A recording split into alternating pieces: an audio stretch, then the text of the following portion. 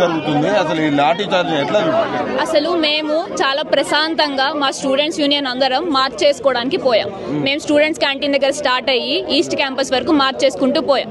బార్కేడ్లు వేసి మా మీద లాఠీ చార్జ్ చేశారు. అమ్మాయిలని కూడా చూడకుండా అమ్మాయిల మీద కూడా లాఠీ చార్జ్ చేశారండి. మీకు ఏ హక్కు ఉందని లాఠీ చార్జ్ చేయడానికి అడుగుతాం. మేము స్టూడెంట్స్ ఇక్కడ, మేము మా యూనివర్సిటీ స్టూడెంట్స్, మేము ఇక్కడ మా యూనివర్సిటీ వాళ్ళు చదువుకోవడానికి వచ్చాం. మాకు మా భూములు కావాలని అడుగుతున్నాం.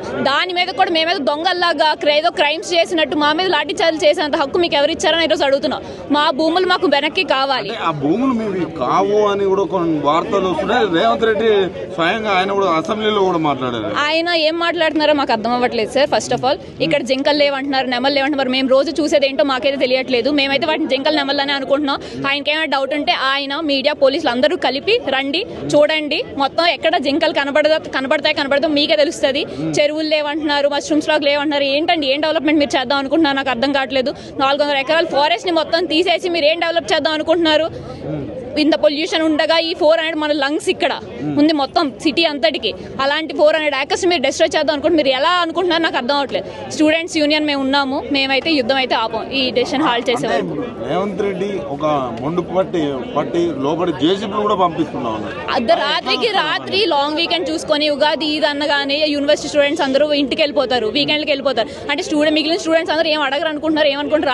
రాత్రి బుల్డోజర్లు తెచ్చి మొత్తం అంతా క్లీన్ చేయించేసి ఏం చేద్దాం అనుకుంటున్నారు? అసలు నాకైతే అర్థం అవ్వట్లేదు. మాకు దీనికైతే ఆన్సర్ కావాలి. మా భూములు మాకు వెనక్కి కావాలి. ఈ డెసిషన్ హాల్ట్ చేయాలి. ఏం చెప్తారు మీరు గవర్నమెంట్కి? ఏం చెప్తారు గవర్నమెంట్కి? మేము ఏం చెప్తున్నాం అంటే ఏదైతే ఉందో ఈ 400 ఎకరాలని ఒకవేళ మాకు హెచ్సియూకి ఇచ్చేయండి, లేదంటే దాన్ని ఆ నేచర్ని అలా ఉంచేయండి. ఆ నేచర్ని డిస్ట్రాయ్ చేయొద్దు. ఏదైనా వైల్డ్ శాంక్చురీ గానో లేకపోతే ఏదైనా నేషనల్ పార్క్ గానో దాన్ని ఉంచండి. హెచ్సియూకి ఏదైతే ఉందో మాకు కంప్లీట్ బౌండరీ కావాలి. ఇలాంటి ఎంక్రోచ్మెంట్స్ చాలా జరుగుతున్నాయి. ఇప్పటికే చాలా ఎంక్రోచ్మెంట్స్ ఉన్నాయి దీంట్లో. సో మాకు కంప్లీట్ బౌండరీ ఇప్పుడు ఏదైతే ఉందో మాకు చాలా ఎమర్జెన్సీగా ఉంది. అక్కడ లాఠీ చార్జ్ చేస్తున్నారు, ఆడపిల్లని కూడా చూడట్లేదు, నచ్చినట్టు ప్రవర్తిస్తున్నారు పోలీసులు. మాకు లోపల మీడియా కూడా లేదు, ఎవరు లేరు అక్కడ అట్లీస్ట్ కవరేజ్ చేయడానికి కూడా. మేము ఎవరికి చెప్పుకోవాలి? మేము స్టూడెంట్స్ అండి, మేము పొలిటీషియన్ బ్యాక్గ్రౌండ్ లేదు, మాకేం లేదు, మేము చాలా నార్మల్ సాధారణ స్టూడెంట్స్. మాకు ఆన్సర్ కావాలి.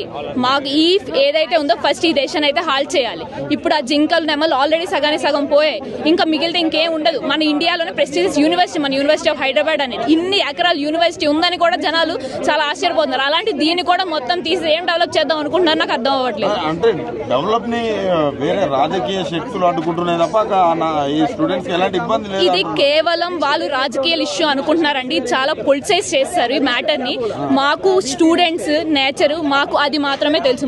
మాకు ఏ పొలిటీషియన్స్ తెలియవు, మాకు దేంట్లో మేము హెల్ప్ అందరినీ అడుగుతాం. ఎందుకు అడగమండి? అందరినీ హెల్ప్ అడుగుతాం. ఎవరు చేస్తారు, చేసిన వాళ్ళు మాకు సపోర్ట్ ఉంటారు. సో